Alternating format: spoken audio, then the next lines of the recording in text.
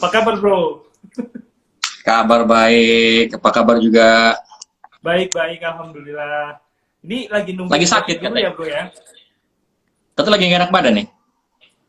Oh enggak apa-apa, masih bisa kok, live sejam gitu kan. Luar biasa. Oke, Ya, thank you. sambil kita tungguin si Bro Fik ya. Ya, Kalau sambil nunggu ini boleh cerita nggak Bro Topan di Aktif Aku ini seperti apa? Kita sih kenalnya udah lama ya, cuman mungkin teman-teman yang join di sini masih belum pada kenal Bro Topan nih.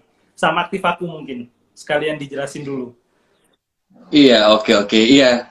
Kenalan lama ya dulu ya. Eh, Bareng-bareng di literasi keuangan ya. Dari zaman blogging sampai sekarang ya.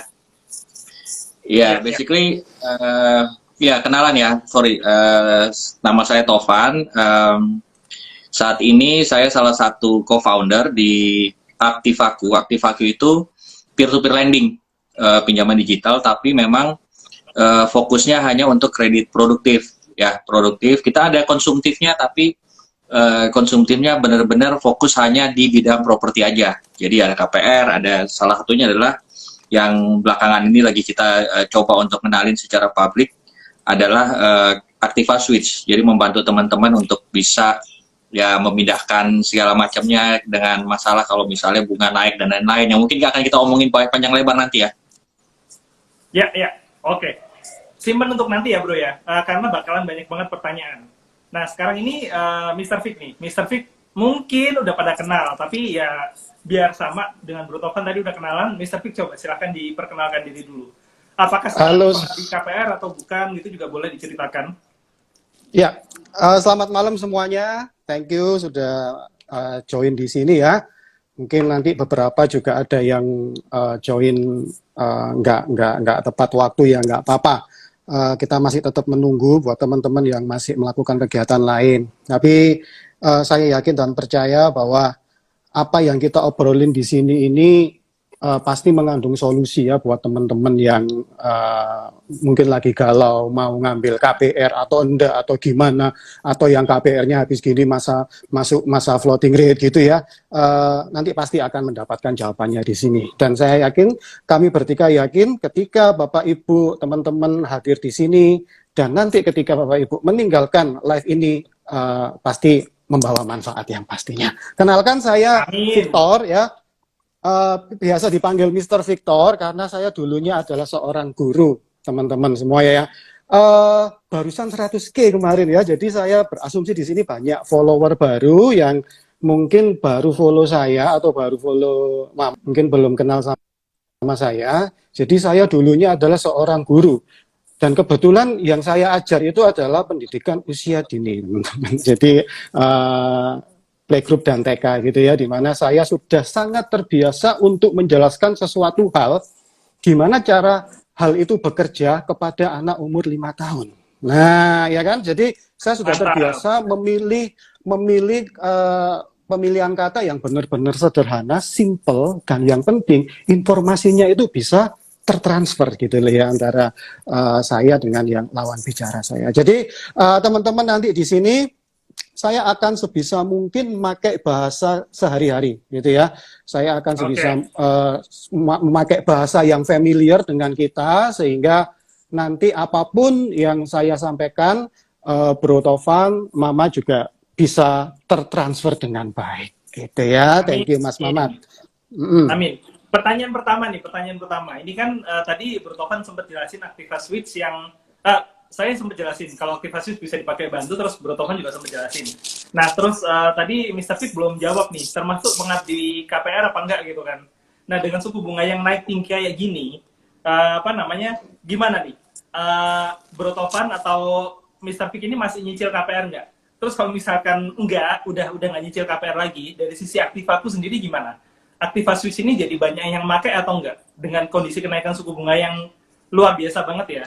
Kalau boleh dibilang kemarin itu pas bikin konten sempat cari nih suku bunga dasar kredit perbankan untuk KPR itu dari yang sebelumnya sekitar 1-2%-an sekarang udah jadi 7%-an, 3% lah kalau misalkan sebelumnya gitu ya, sampai 7,5%, 8,25%. Actualnya itu kan bunga minimal ya, actualnya itu bisa sampai 14%, 15% gitu kan. Nah, gimana nih? Bro Tovan dulu. Habis itu baru Mr. Fik ya. Oke. Iya, iya. Kalau saya sih jujur masih ya sampai sekarang ya. Apa namanya? Cuman emang nggak di posisi yang lagi floating. Kebetulan waktu itu kita memanfaatkan ini aja ya kan, maksudnya perbankan juga kan suka bikin promo gitu ya, dengan bunga yang even bisa di bawah 5% gitu ya. Ya udah kita coba switch ke sana karena lumayan jaraknya tuh bisa bisa jauh ya, dari bunga promo ke bunga floatingnya itu luar biasa gitu ya. Tinggal kita hitungan aja gitu kan di sana seperti apa gitu. Gitu sih. Dan ya maksudnya pilihan kita juga kan gak banyak ya, mau lunasin atau mau terusin gitu kan, atau mau bagaimana cara mengakalin itu gitu. Tentunya masing-masing orang pasti akan berbeda ya pilihannya ya. Ada opportunity yang lain, misalnya punya cash yang mau dipakai buat yang lain dan lain-lain ya. Hal itu sih. Cuma kalau saya pribadi sih sampai sekarang masih ya, cuman memanfaatkan itu aja, fasilitas yang ada dari perbankan aja. Kalau ada yang bunga lebih rendah ya masuk ke situ gitu. Gitu sih, bro. Oke. Kalau yang Aktiva Swiss tadi banyak yang minta nggak akhir-akhir ini? Banyak yang pakai nggak? Iya, jadi ini kenapa juga kita lagi mulai mencoba untuk memperkenalkan ya, karena sebenarnya kita udah mulai itu dari sebelum pandemi malah ya sebenarnya udah mulai. Tapi memang mulai gencar lagi, mulai banyak yang tahu dan mulai banyak yang menggunakan itu semenjak mulai pandemi nih. Di saat cash flow jadi susah gitu kan. Terus mulai suku bunga juga mulai naik gitu. Pada saat lagi pandemi, lagi kondisi kayak kemarin, tiba-tiba masuk ke floating kan PR banget tuh. Ya seperti apa kan. Nah, jadi ya kita coba menghadirkan ini gitu kan. Kita mulai nawarin mulai ngasih literasi ke teman-teman, edukasi gitu ya. Bagaimana ini bisa menjadi satu alternatif untuk bisa mengatur buat teman-teman buat mengatur cash flow-nya dengan lebih baik gitu ya. Khususnya dalam mengakali yang namanya cicilan ini gitu.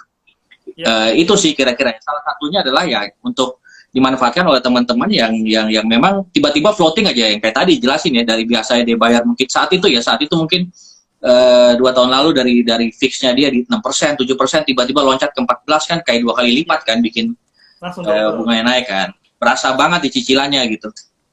Itu sih. Kalau Mr. Fik sendiri gimana? Masih nyicil nggak sekarang KPR? Ya, jadi selama ini saya adalah jadi selama ini saya adalah kontraktor, Mat. Jadi masih belum menemukan yang bagus, sesuai budget, sesuai lokasi dan lain-lainnya. Terus terang saya sama istri ini tergolong orang-orang yang agak-agak sedikit cerewet gitu ya. Sudah agak sedikit gitu ya. Nah, tapi kebetulan kita bulan 4 atau bulan 5 tahun ini kita sudah NUP ya di salah satu rumah juga yang cocok dengan kondisi lokasi besarnya dan juga yang penting budgetnya. Nah, ini kita masih nyicil DP-nya yang nanti di tahun depan diharapkan itu kita akan melakukan ini KPR-nya. Nah, jadi setelah saya tahu waktu itu dihubungi sama Mamat, ini ada ini loh dari Bro Tovan aktif aku gini-gini. Wah, ini produk yang sangat menarik sekali gitu loh. Karena istri saya ini kan nggak terlalu ngerti soal financial ya. Jadi jangan diharapkan kalau istrinya seorang financial planner itu terus otomatis ngerti sendiri gitu ya. Enggak ya, teman-teman ya. Jadi memang ngajarinya juga butuh waktu juga gitu loh. Dia fokus ke anak dan rumah tangga. Takut dia itu takut nanti gimana ya, apalagi ditakut-takutin ya, bukan ditakut-takutin, dia yang merasa terlalu overthinking ketika melihat berita. Setiap kali melihat berita yang dibuka resesi gitu ya, suku bunga naik, otomatis KPR naik, ya lama-lama jadi overthinking, nanti gimana rumahnya gini. Oh jangan khawatir gitu loh ya, karena ya memang ini bisa jadi salah satu solusi gitu sih teman-teman. Nah juga nanti mungkin saya juga akan bagikan beberapa tips ya buat teman-teman. Karena kalau saya lihat di kolom komentarnya konten kita ya Mat ya, itu banyak sekali yang bingung gitu loh. Bahkan nggak terima. Diskusi di komen pun itu kurang loh. Jadi sampai nge-DM juga, bahkan ada yang WA juga di DM, kurang cepat responnya sampai bahkan ke WA juga gitu ya. Ini memang menunjukkan bahwa antusiasme teman-teman dari Dhani Rahmat dan Mindset Duit ini memang mempunyai problem yang sama gitu loh ya.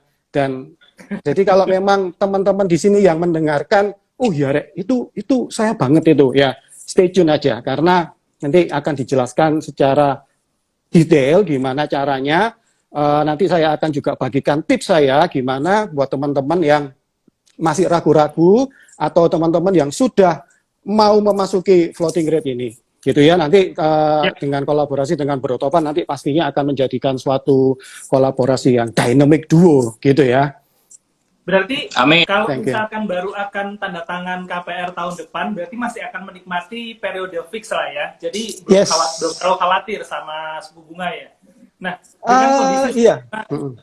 ya dengan kondisi suku bunga kayak gini nih, dari sisi Bro Tovan sendiri sama Mr. Vic gitu kan, kalau ada orang kepikiran mau KPR, mau beli rumah, terus KPR gitu kan, bukan anak sultan soalnya, jadi nggak bisa beli cash keras gitu ya. Nah itu masih disarankan nggak dengan suku bunga yang naik tinggi kayak gini?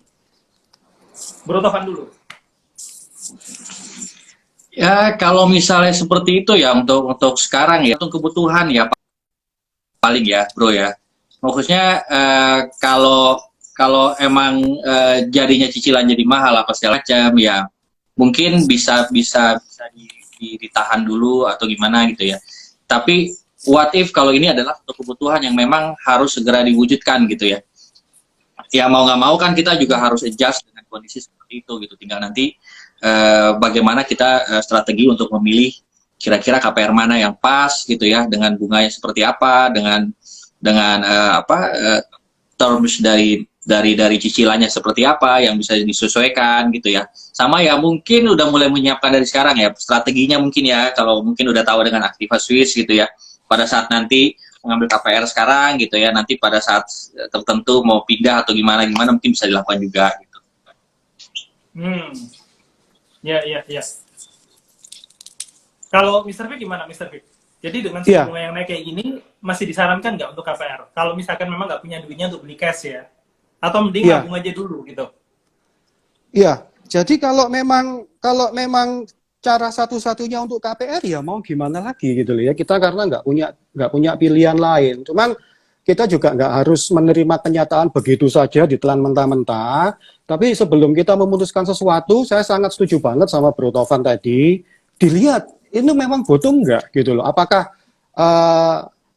kita harus punya rumah gitu loh ya, atau hanya butuh tempat tinggal gitu loh ya. Karena rumah itu kan tempat tinggal, tapi tempat tinggal itu belum tentu rumah. Jadi ada banyak beberapa alternatif yang lebih murah gitu loh ya. Chip alternatifnya itu banyak pilihannya gitu. Jadi balik lagi, apakah memang benar-benar butuh atau memang ini cuma keinginan belaka? Apakah karena teman-temannya yang lain sudah pada beli rumah, terus kita harus beli rumah? Itu kita harus benar-benar tahu dulu gitu loh sebelum kita memutuskan tanda tangan dan melangkah yang lebih jauh. Karena dengan memiliki KPR ini komitmen jangka panjang loh teman-teman ya, nggak cuma kayak nyicil mobil. Kalau misalkan kita nyicil mobil, misalkan aduh mobilnya jelek ternyata nggak cocok sama warnanya, kalau milih warna hitam banyak debunya, udah dijual aja, gampang jualnya gitu loh. Meskipun harganya pasti turun ya itu memang konsekuensinya.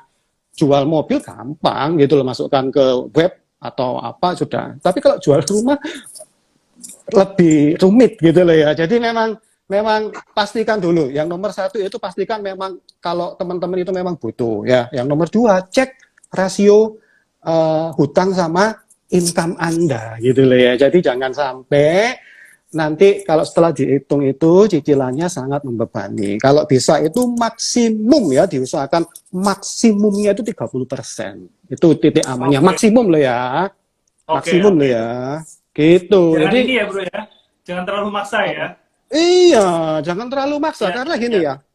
Seperti yang saya omongkan setiap harinya ya, semuanya back to mindset kok. Semuanya itu kembali ke pola pikir kita gitu loh.